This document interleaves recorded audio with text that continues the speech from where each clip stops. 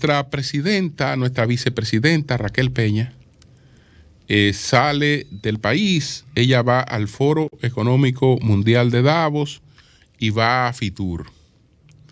Entonces, ahora vuelve el Foro Económico Mundial de Davos. Vamos a hablar un poco del Foro Económico Mundial de Davos. Primero, ¿cuáles son los temas que priorizan este año? Ustedes saben que todas las celebraciones de este foro presenciales fueron alteradas por la cuestión de la pandemia. El Foro de Davos retoma este año su ubicación y fechas habituales, tras varios años marcados por la pandemia. Entonces, vámonos a los puntos de Davos para después añadir otras cosas. El primer punto, uno de los temas, el tema principal, el tema número uno, la crisis energética y alimentaria en el contexto de un nuevo sistema para energía, el clima y la naturaleza. Ese es el tema número uno. El segundo tema, la economía de alta inflación, bajo crecimiento, alta deuda en el contexto de un nuevo sistema para la inversión, el comercio y la infraestructura. El tercer tema son los obstáculos de la industria en el contexto de un nuevo sistema para aprovechar las tecnologías para la innovación y la resiliencia del sector privado. El cuarto tema son las vulnerabilidades sociales en el contexto de un nuevo sistema de trabajo y habilidades, cuidados. Y el quinto, los riesgos geopolíticos en el contexto de un nuevo sistema de diálogo y cooperación en un mundo multipolar. Entonces, además, se dedicará una línea de trabajo especial al liderazgo con un enfoque particular en la resiliencia, tanto a nivel individual como en las organizaciones. La reunión habilitará la aldea de colaboración global del foro, un esfuerzo pionero para escalar aún más la cooperación público-privada en los principales desafíos del mundo. Davos, desde que se fundó en el 72, y justamente uno de sus fundadores es el profesor Klaus Schwab. Desde que se fundó, lo que trata es de analizar cuáles son los desafíos del futuro y del futuro inmediato y cómo esos desafíos pueden enfrentarse en el marco de una colaboración público-privada. Y entonces, uno de los desafíos, digamos, de la posmodernidad ha sido el desarrollo de la tecnología, el desarrollo de la inteligencia artificial. Después de la pandemia, entonces, tenemos la inteligencia remota más usada, porque la teníamos antes, pero más usada. Tenemos ahora los programas de vuelta a las zonas rurales, de vuelta a los espacios rurales que mucha gente abandonó en el mundo y que a partir de la pandemia se ha planteado la posibilidad de una reubicación, que esa reubicación ahora tiene el auxilio del trabajo remoto. Y como con el desarrollo de la Internet, realmente la gente puede vivir en espacios remotos y desde ahí desarrollar su trabajo. Si se crean las condiciones necesarias para eso, hay todo un replanteamiento en ese sentido. De este foro es que sale esta obra que publicó hace un tiempo Klaus Schwab, que la hemos referido aquí, tanto José La Luz como este servidor, la cuarta revolución industrial, donde analizando todos los desafíos del presente y del futuro, el profesor Schwab no deja de llamar la atención sobre cosas que creemos que corresponden al pasado, pero no corresponden al pasado. Y si en nuestra visión de abordaje del futuro no la tomamos en cuenta, pues somos una sociedad un tanto perdida. Ustedes saben qué es lo que una de las cosas que más le asombra al profesor Klaus Schwab. Al profesor Klaus Schwab, una de las cosas que más le asombra, él la describe aquí. Cuando él habla con líderes políticos en el mundo, o cuando habla con empresarios, cuando habla con gente que tiene muchos compromisos, que esa gente le dice que por los compromisos no tiene oportunidad de leer. El profesor Schwab se pone la mano en la cabeza. No tienes oportunidad de leer y estás dirigiendo el mundo. Eso le preocupa mucho. Y él lo describe aquí. Él lo describe porque aún reconociendo todos los desafíos de lo que él llama la cuarta revolución industrial, pues él hace énfasis en la necesidad que tiene la dirigencia económica, la dirigencia política, de apartarse un poco de todos estos temas de la economía de la atención. Que yo no tengo tiempo para nada. Yo voy a ver un resumen de información rápida. Pues yo no tengo tiempo para nada.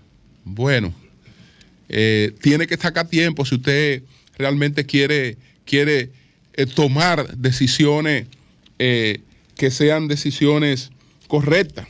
Entonces, él dice lo siguiente, aquí en la página 131 de esta obra, La Cuarta Revolución Industrial, del profesor Klaus Schwab, que es el fundador del Foro Económico Mundial.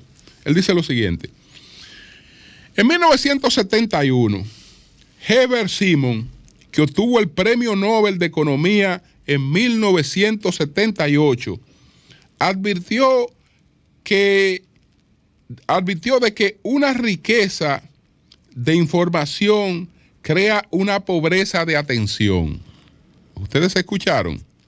Que una riqueza de información crea una pobreza de atención. Esto es mucho peor hoy, dice el profesor Klaus Schwab. Esto es mucho peor hoy, en particular para quienes toman decisiones y tienden a sobrecargarse con demasiadas cosas, sentirse agobiados y forzar la máquina. En este estado de estrés constante, él dice, en una época de aceleración, nada puede ser más emocionante que ir lento. Entonces aquí él se refiere a otro ensayista que plantea esto, que en una época de aceleración, nada puede ser más emocionante que ir lento. Y esto lo escribe el ensayista de viaje Pico Iyer. Es una época de distracción.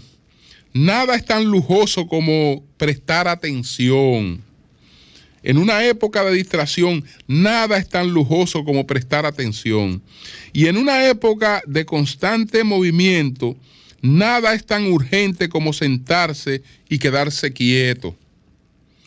Nuestro cerebro, y esto lo dice ahora el profesor Klaus Schwab, consagrado a todos los instrumentos digitales que nos conectan las 24 horas del día, está en riesgo de convertirse en una máquina de movimiento perpetuo que nos ponga en un estado de continuo frenesí.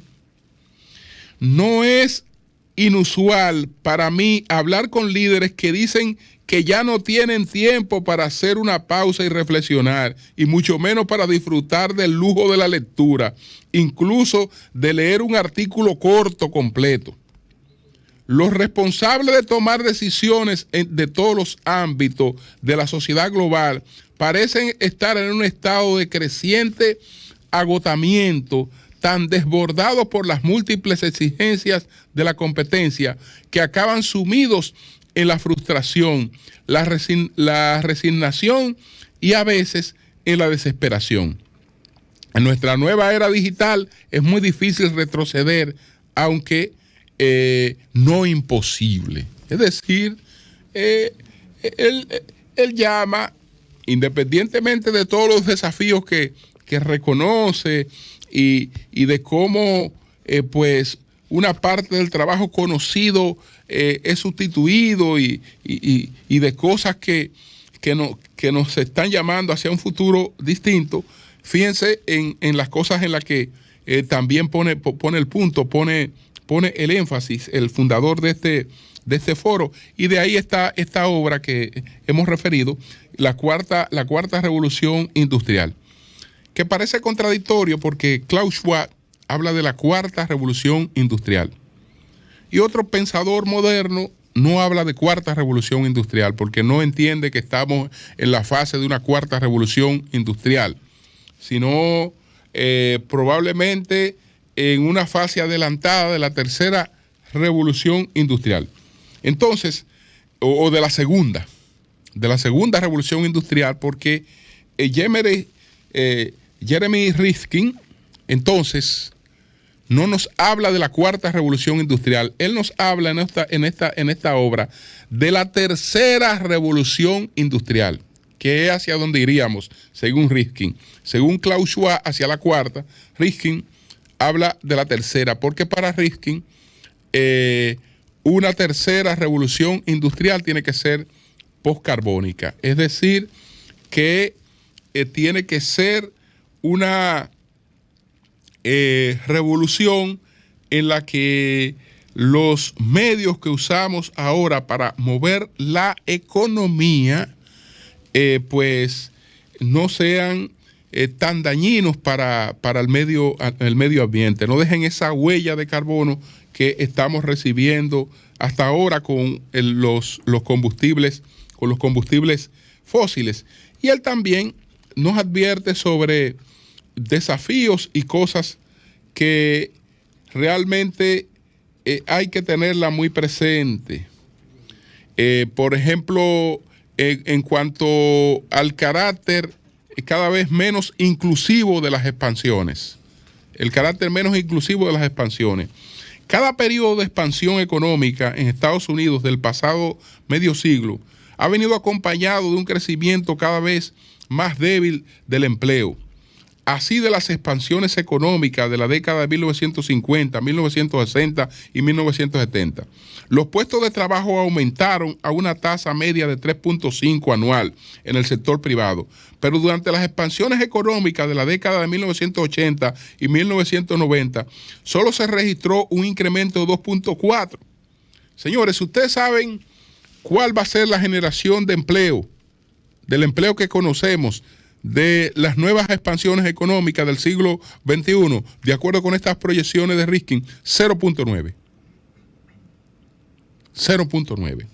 Entonces, estas cosas son siempre importantes. La gente cree que reunirse a hablar, que reunirse a discutir los problemas no aporta. Sí, aporta. Aporta. Primero fue el verbo, y el verbo era Dios.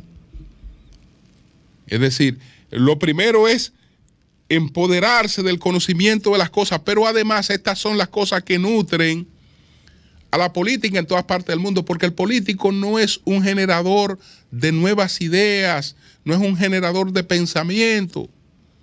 Lo que más podemos pedirle a los más actualizados es que le den seguimiento a esas tendencias que se van desarrollando en escenarios como estos. Entonces, desde luego que son escenarios que aportan, que iluminan el camino de los desafíos que tenemos por delante. Cambio y fuera.